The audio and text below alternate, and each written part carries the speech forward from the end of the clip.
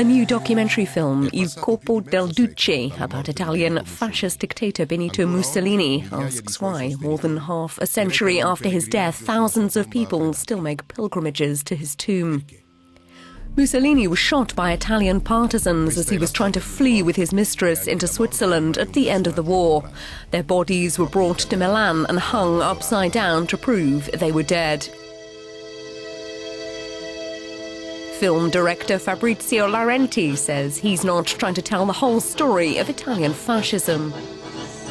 It's the story of the body of Mussolini. It's not about fascism. I mean, it is about fascism and it's about Italy, but it's not about, the history of fascism, like what happened, etc., etc. It's more about the body of the dictator, the body alive when Mussolini was alive, and the body as a corpse after he was killed and hanged upside down in Piazzale Loreto in Milano.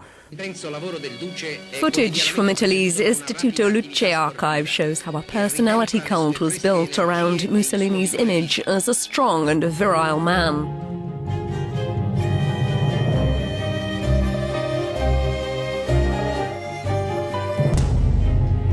Laurenti's contrasted these pictures with shots of Mussolini's corpse. The film follows the trail of the body as it disappears from the public eye into an anonymous grave in a Milan cemetery. The images I have in my documentary are pretty grim. They're pretty strong. They're not for everybody. And it's material shot by the American crews, the Signal Corps, the special forces who were here shooting, documenting the Americans' liberation of Italy. And plus, there are pictures never shown before of the actual corpse found by the police.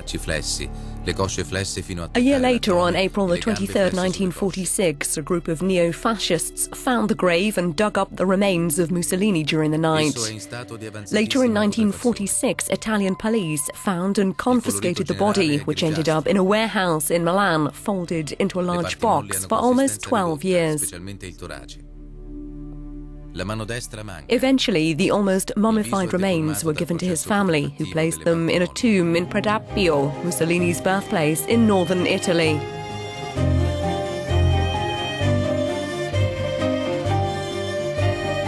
In Italy, as elsewhere, there are still people who honor Mussolini. The documentary shows an uncomfortable truth. He may be dead, but for some, his beliefs live on.